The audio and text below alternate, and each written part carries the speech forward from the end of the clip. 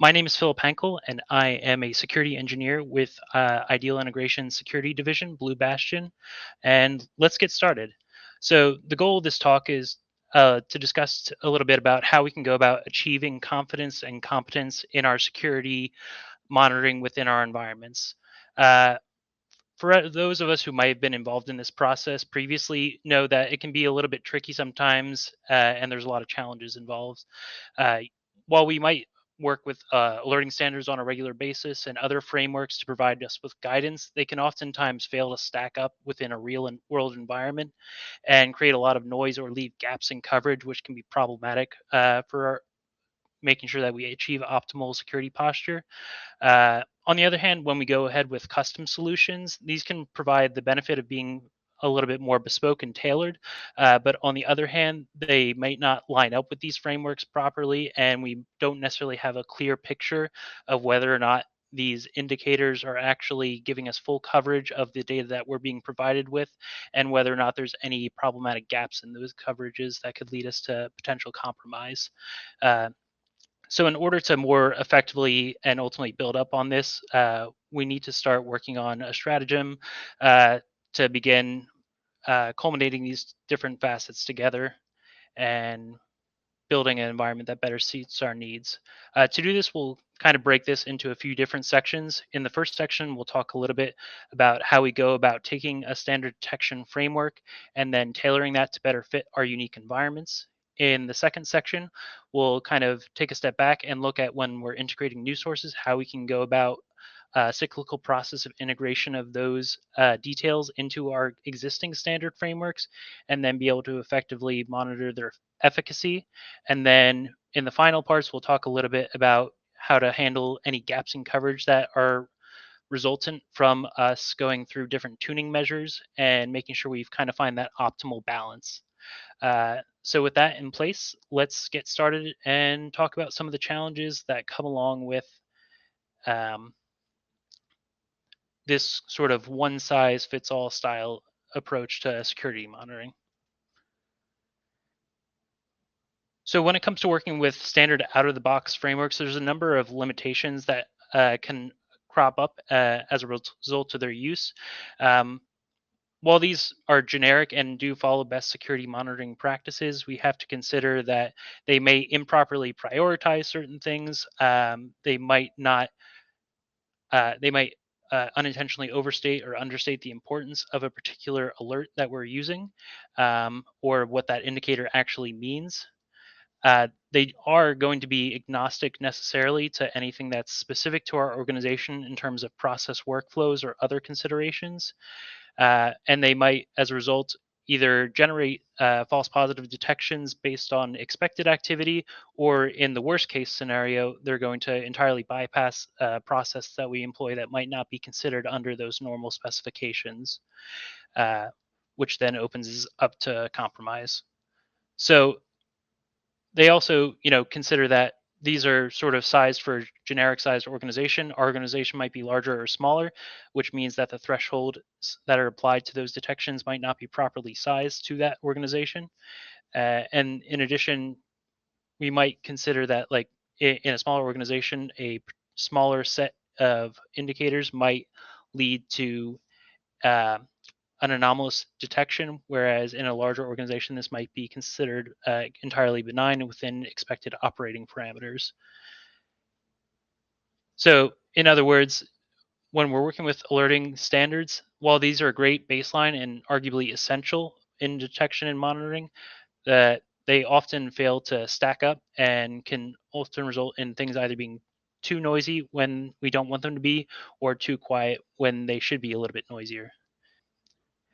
This is not to say that they are useless, and like I mentioned, in fact, standard detection frameworks are often necessity and might be required as a result of compliance. But one of the problems that we're going to run into is that many organizations might mistakenly believe that their organization, because it follows best practices, is going to be a typical environment, and this is simply not the case in all scenarios. Oftentimes, there's deviations depending on the specific industry, age, and other facets of the organization, which are going to lead specific detections to be more or less meaningful and be more or less effective in actually auditing the security of that environment. Of course, in some situations, we might be obligated. Like I mentioned previously, this might be as a result of either compliance or other standard frameworks that we're obligated to implement into our environment to ensure that we have full coverage and legal requirements are met. However, in a vacuum, these particular alert definitions can be context poor and they can result in a lot of noise. This can be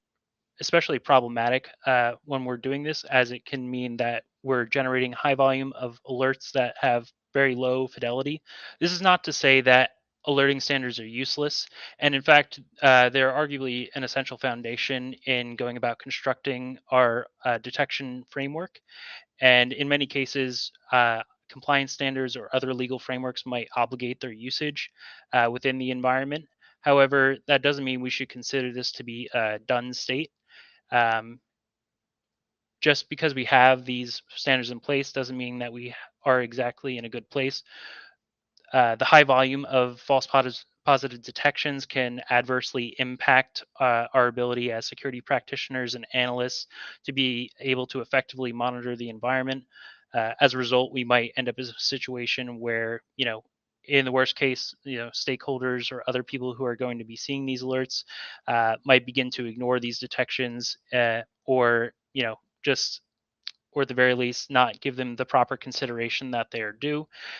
which might in turn lead them to not looking at detections which actually are valuable and important to the environment and its coverage, which in turn, all these alerts lead to stress, fatigue of alerts, and burnout, which then contributes not only to the mean time to detect, but also to respond to an alert. Now that we've kind of discussed some of the issues that alerting standards, let's take a case study example and discuss how we sort of work through some of these issues with our clients. So, in this particular scenario, we are faced with a lack of context awareness, which was driving down the alert fidelity within the environment. Having gone in and implemented our baseline standard of alerting use cases for the client, this particular client was a mid sized organization with a geographically distributed workforce. So this was a hybrid environment where people were connecting via VPN to a main office, but there was still in-office work and in-house servers. Uh, the result of this was that we were running into issues where there was problematically large volumes of alerts. This was also an older client that had a lot of legacy workflows in addition to the more modern cloud and on-prem hybrid workflows, which also was contributing to this uh, high volume of alerts. As a result, it was basically impossible to monitor the environment due to hundreds, or in some cases even thousands, of detections generating for these particular clients. In order to begin working towards a solution, we basically came up with a 5-phased approach to begin to address some of these problems. So, in the first phase, we basically went about building a baseline of activity levels seen within the environment. This means we took the time to analyze and understand the differences in not only the sources of the activity, uh, the ratios in successes and failures we were seeing from different authentication workflows, the type of user accounts, service accounts, machines, and applications that were being involved in some of this activity. And then also understanding things like when are scheduled tasks or services launching, and other classifications of user or groups, which were leading to uh, some of these issues we were seeing. So once we had done this kind of discovery and basic baselining of activity levels, we were then able to proceed with going about subcategorizing some of these alerts. So by subcategorization, I mean taking a relatively generic detection and then, instead of having something say like trigger, if we're talking about basic authentication, say setting a trigger threshold for simply a large number of failed authentication for a particular user, this is so generic as to be basically useless in the context of a large complex environment. So basically, the way we went about addressing some of these issues is that rather than take a more monolithic approach that wasn't going to be acceptable and wasn't very adaptable, we went about taking some of our baseline data and then using that to break that single category of detection down into multitude of different detections for different sub processes within the authentication workflow within the environment. And then this allowed us to give special attention and integrate some of this investigative knowledge we took from our review of earlier alerts, and then set these to appropriate baseline standards for both like in terms of volume expected, as well as the types of users that should be doing it, and other like classifications in terms of, say, IP or administrative privileges and other facets that allow us to kind of further dig down into these. From here, we also went further into conversations with the client themselves to understand some of these process workflows that were occurring within the environment. This coming from an external perspective, as a security practitioner, we don't have intimate knowledge of the environment, so it's necessary to build some of this knowledge by working with the key stakeholders who are involved with setting up the environment and be able to integrate that business knowledge and organizational understanding into how we handle our alerting. This means we can better identify and understand uncommon workflows or anything that's specialized or unique to the environment, which then can really make a big difference when it comes to being able to integrate that directly into the data and provide some of that enrichment that can then be used to either filter or attenuate different alerting trigger conditions. From here, as I began to speak about in the last slide, we're actually taking that conversation and understanding of the process workflows that we developed with the client, and then moving forward to actually integrate this business intelligence directly into the data. This means we can not only add dynamic tagging to different entity classes or other contextual activity, but we can actually do better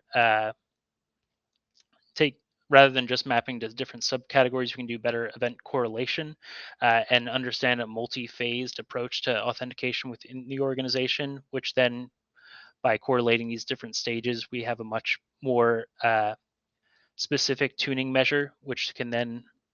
we can declassify some of the lower level stages of that and only actually trigger alerting conditions when there are multiple different phases are being met as anomalous, which then makes a significant impact in actually reducing the total volume of alerts while increasing the fidelity of those alerts. So finally, we kind of looked at, as I started to get into, the correlation of these different events in these multi-stage workflows. This doesn't always require strict one-to-one mapping of data to different entities, but rather we can go from use different data streams within the organization to cross-pollinate one another, and then still keep that as a separate data stream where we have separate sub-techniques and alert analysis of that specific data stream, but it has that cross-pollination from other streams, which then allow us to do subsequent filtering. The result of this work was that having gone through these different phases, we were able to see that the month-over-month alert generation for different sub-techniques of MITRE TA006 were reduced by about 85%. Following up on this, although we were able to get down alerts to a manageable level, we did note that there was still differentiation of sub-process workflows and other incorporation of business intelligence that we could be doing to further take these things down, and we've since done that and been able to get these numbers down even further. And really, this wouldn't have been possible without taking that time to understand some of that organizational intelligence and communicate with the client. Obviously, from an internal perspective, you might already have some of this data available to you, and in which case you can simply talk with the key stakeholders who are involved with those things. But coming from an outside perspective, it's extra essential and crucial for us to be able to have these conversations and develop this insight into the organization to effectively audit and monitor the environment. So in summary, having a standard detection in place for our alerting framework is incredibly helpful and often essential or required for different compliance measures. However, these are often incomplete in of themselves and can fall short due to a lack of a standard environment in which they exist, which can be problematic when it comes to alert fidelity and ensuring that we're not uh, burning out our analysts and key stakeholders who need to be monitoring these effectively. But if we go through this process of taking the time to actually baseline the environment, understand what's happening, understand the process workflows, and integrate that organizational insight and business intelligence, we're actually able to make huge strides in getting towards a much higher fidelity alerting framework for these types of detections and overcome some of those downsides that come along with these standard frameworks. Now, with that in mind, let's kind of change pace here and talk a little bit about the opposite side. So, coming from the perspective of integrating a new or rarely used application source into our environment data streams and how we go about actually effectively monitoring this. So, in this case, we actually have the opposite use case where we don't necessarily have data available to understand how we're going about mapping these use cases to these novel sources. So, if this might be a less frequently ingested SaaS application or other in-house developed application, that there might simply be a lack of knowledge available online or within the organization about how to effectively audit this type of data. And this can feel a little bit overwhelming coming from an implementation standpoint as to making sure that we actually have everything in place that we need to ensure detections are meeting the right standard. Uh, you know, we might not only have the lack of documentation, but depending on the type of application, if it hasn't been around for a long time, the telemetry we're receiving from that application might be inconsistent or lack some of the data we would like to see in there to be able to do better auditing of it, which can make it of questionable utility and a little bit unwieldy to work with. However, when we're able to see where that data fits into the whole picture, then we're able to start to build a more comprehensive idea of how we go about handling some of that and discerning what is normal versus what is unexpected. So to get a little bit more into this, it's important to understand that ultimately at the end of the day, this is just going to be log data. And while it might be unique to this particular application and there might be some specifics of the implementation that are unique to this source, that doesn't mean that we can't go about taking that novel source and standardizing it. And in fact, once we're able to get it into the right place and shape that data the way we want it, it's going to be far easier to work with. And then the process to actually integrate that is going to be a lot simpler. So at the end of the day, it's just logs. And although the literal data might tell us one thing, if we're able to, put that in the context of the rest of the data, it becomes a lot clearer how we go about working with this. So to kind of dive into some of the specifics of how we're going about that and addressing some of these challenges, we'll look at another situation. In this particular scenario, the client we were working with was interested in integrating and auditing cloud-based collaborative file management solutions and unified document management SaaS applications. So this was also a mid-sized organization. Unlike the other organization, they had both sites that were primary to the US as well as the EU, and it was a younger, more tech-oriented organization, which is why we tended to see more of these SaaS applications that had not previously been handled by our organization. So this introduced obviously a number of tasks, as there was minimal documentation online for these applications, and there was not really an existing body of out of the box detections that we could work with as a starting point for building out our standard alerting use cases. So while this was kind of sparse to begin with, we were able to go through a process and develop a process that worked for us in terms of integrating these sources and then bringing it up to our own standards, while trying to ensure that we weren't missing any gaps in coverage for auditing malicious or suspicious activity. So this kind of cyclical framework we came up with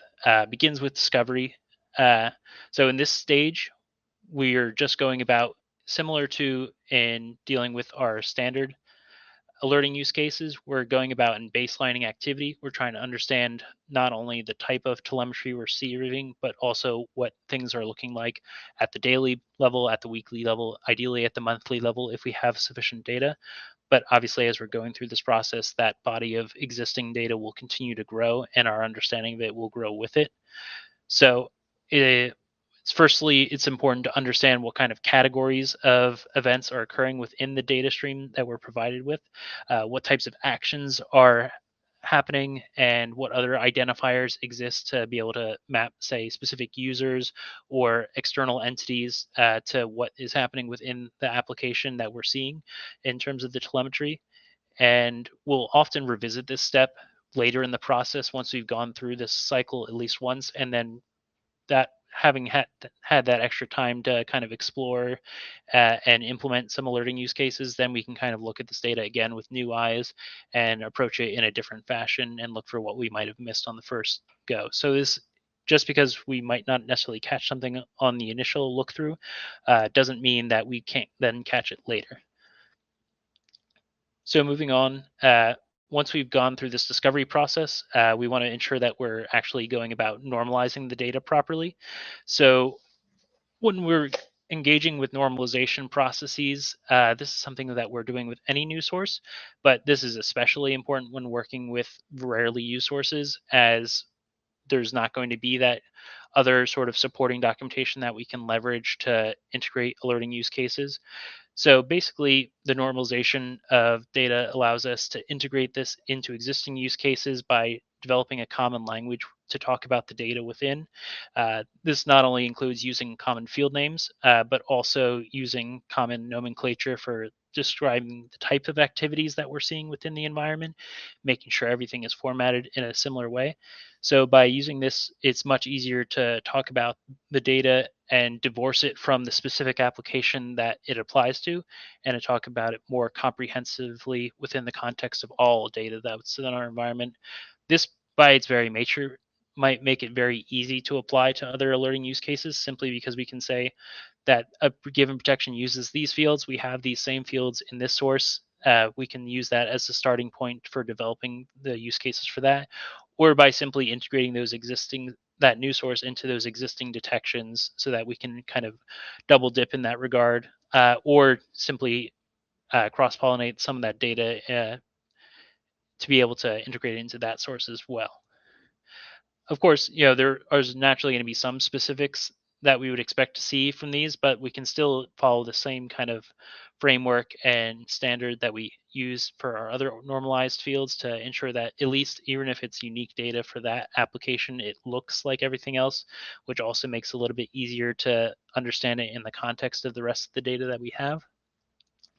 So once we've actually gone through this process of discovery and normalization, we can actually begin working towards mapping some of this data. So might include mapping it to our existing data that we have. This might include mapping it to common frameworks for detection, such as the MITRE ATT&CK framework. We should also look for opportunities where we can correlate or map our new sources onto our existing sources. So this might mean in terms of further enrichment of data based on some of this new data, or we can take some of our old data and see if there's opportunities where we can integrate that into this new data. And by more closely bonding these two different data sources, that's also going to help us contribute to developing these new use cases and making them much more context rich.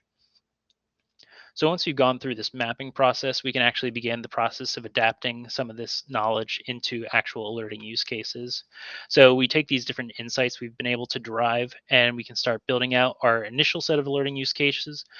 initially starting with very broad coverage to ensure that we're not missing anything. And then if we're doing this again in later passes, then it's more applicable to go about setting up some of these subcategorizations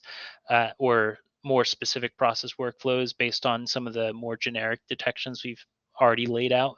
and kind of reviewing what that data has unveiled to us. And then as we sort of go towards making this robust and tailored framework similar to our normal standards. So obviously, once we've actually gone through and put alerts in place, we want to make sure that they're actually working the way we expect them to. So the testing phase is arguably going to be one of the most important phase, where we're just going to define a testing period and then audit what was actually being generated. This should not just involve the people integrating these sources, but also the people who are going to be regularly working with these alerts to make sure that the alerts make sense, are generating when they should generate, and actually have meaningful and actionable details that allow them to actually be presented to involve stakeholders and mean something to them. Um, at this stage, while we're actually going through these alerts and investigating them, this can also help trigger some of our later discovery activities as we're moving on to the next phase of this cycle and further integrating this into our detection framework. We should definitely look for any sort of gaps in coverage that arise as a result of looking through this, and use that to further inform our next pass through this. But at least by going through this process a couple times with the client, we're able to get our alerts to a stage where we have pretty good coverage and it's pretty specific, and we're able to effectively audit that environment for that specific tool. So with that in mind, in summation, when we're integrating novel data sources, this art is naturally going to present unique challenges to us if there's not reliable data on which to build. However, we can still integrate such data into our standard alerting framework by going through the cyclical process of integration of the data through discovery, normalization, mapping, adapting, and finally testing. And then by doing so, after time, we're able to basically make it so that although we came from a different approach, starting from nothing, we're able to then make it look very similar to our standard frameworks, which we then adapted to our environment, where they're both equally high fidelity and context rich and specific to our environments. Moving on from there, let's talk a little bit about going about how we can ensure that we're not creating gaps through this process of tailoring and standardizing these different detection use cases to our environments. So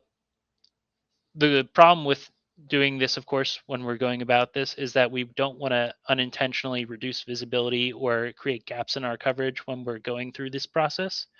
Uh, the process of making alerts high fidelity and quiet is often antagonistic to the process of making sure that we have full coverage and visibility on everything that's happening within the environment. So even though these can be adapted well, and some of these processes help to increase fidelity while ensuring that we still have coverage, we have to make sure that we're not overusing some of these tuning measures or other adaptations, which might unintentionally introduce these gaps in coverage that can then be later exploited by attackers. This can be especially true if this activity might represent something that is ordinarily benign, or it might represent something like a low and slow type attack that's moving very slowly. And so if we're overly tuning some of our detections, we might miss some of this stuff, simply by nature of we wanted it to be quiet, and we don't want to we don't just want things to be quiet. We want to make sure they're actually also effective. So in pursuance of creating high fidelity alerting, we want to make sure that we're creating exceptional detections, not that detections which are exception full. So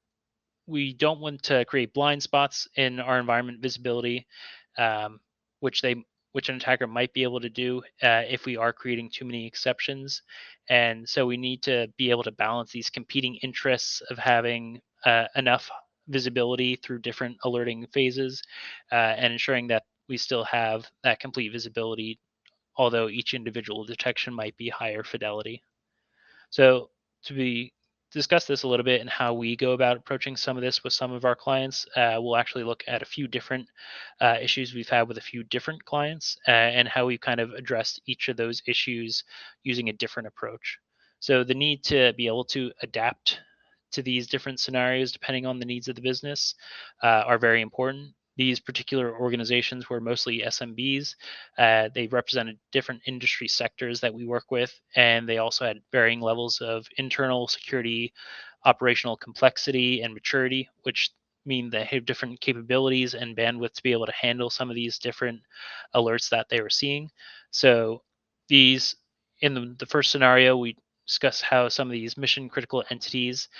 couldn't be effectively audited within the environment because we had this limitation uh, from our existing alerting framework, which was creating a high amount of excessive alerts for some of these particular things that were specific to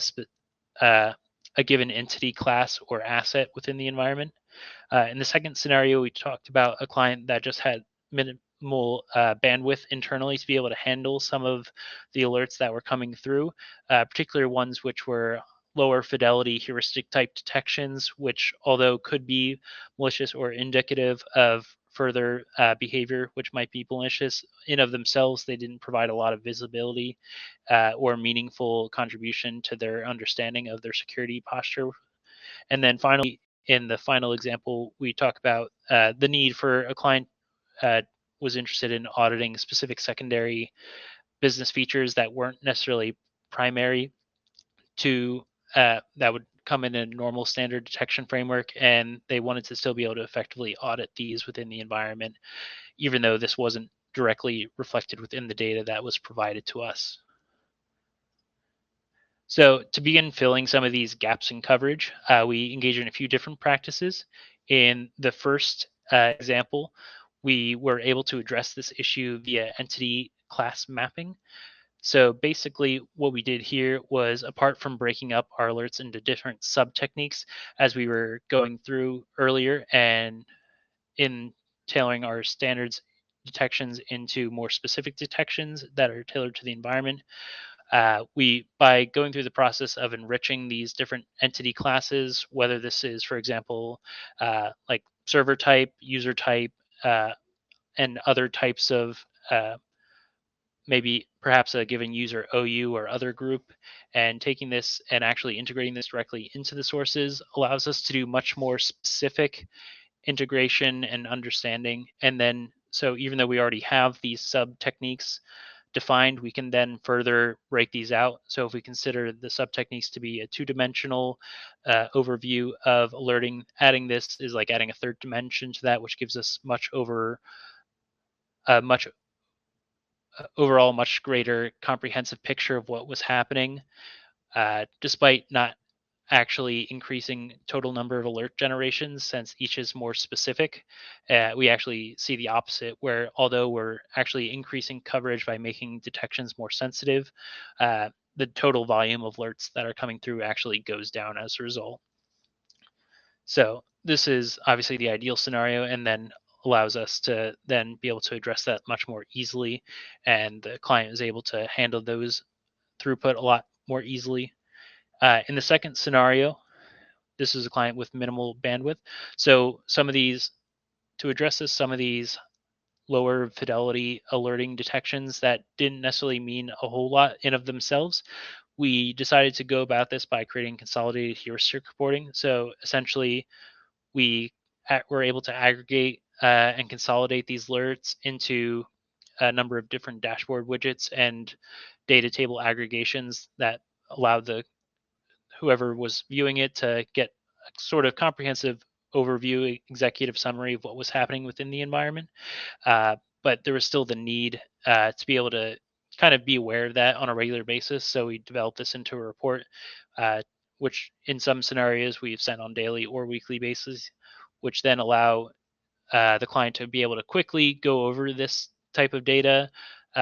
note any anomalies, which then can be further investigated, but at the same time is not taking up a lot of their bandwidth because they're able to quickly look through what would otherwise be dozens or perhaps more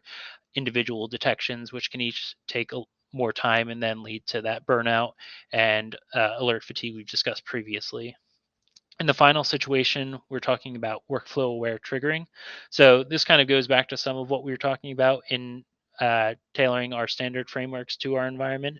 But basically, by understanding the process workflows and behaviors within the environment and building out those enrichments and conditions for selection that we've developed by working with the client,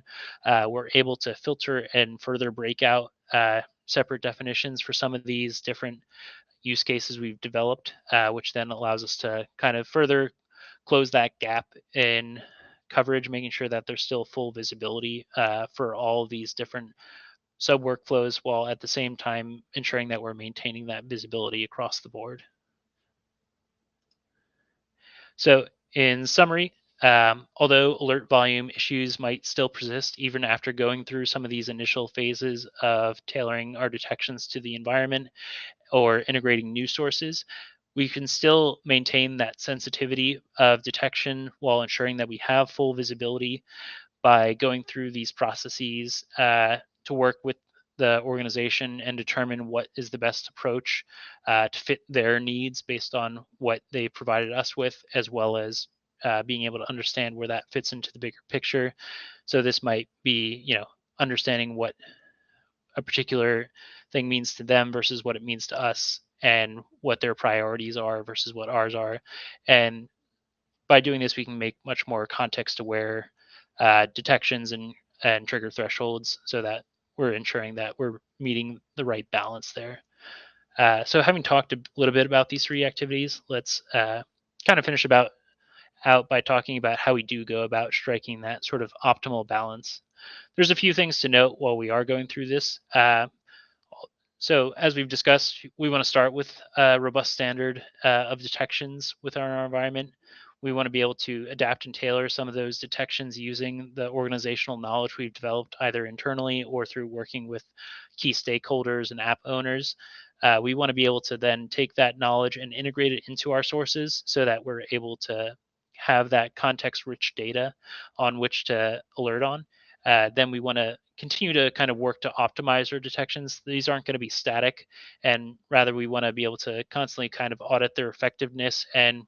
swing it back and forth in terms of how that actually plays out within the environment. Make sure that it's not just quiet; it's actually effective and high fidelity. And then we'll continue to audit that efficacy over time and update things accordingly. So, to the degree that we are able to achieve a quote unquote perfect balance, finding the right balance is going to take work, and it's not going to be done in a single day or week. But it is worth achieving. Um, Even once we have achieved a more optimal balance in alert discovery, we want to ensure that not only is that effective, but we want to make sure that we're updating that knowledge over time, as that organizational knowledge is wont to change. People might leave or come, different apps might get deprecated or added on, and so we just want to ensure that as things are evolving within the environment, we're continuing to audit the efficacy of those changes and update them accordingly. Some final thoughts on the matter. Having gone through this, we can kind of discuss how, ultimately at the end of the day, the work is never going to be done with regards to some of these practices. We simply win in the security realm by continuing to play the game and staying involved. Organizations, technologies, threat actors, and techniques are going to be constantly evolving and updating. So we need to make sure that we can achieve our security confidence in our security posture by continuing to stay up to the date and integrate these different processes into updating that workflow. And then finally, in summation, to wrap things up, standards are imperfect, but they're an essential foundation to detection and monitoring. No two environments are going to be the same, but through thoughtful consideration and analysis and enrichment in data, we can achieve what we our goals in working with these standards. Um, New data sources can present different challenges when we're integrating them for the first time, but through this cyclical process of a discovery, analysis, and integration of this organizational knowledge and finally testing, we're able to bring those up to our detection standards to meet with everything else. And finally, entity enrichment and organizational knowledge not only help us achieve better fidelity and more specific use cases, but they help us achieve a more optimal balance in our overall coverage while maintaining visibility over time. And putting all these practices together help us achieve, the ability to effectively standardize and audit our detection environment over time to a high degree of accuracy. I would like to thank you for your time and attention. Once again, my name is Philip Henkel, and I hope you have found this talk insightful.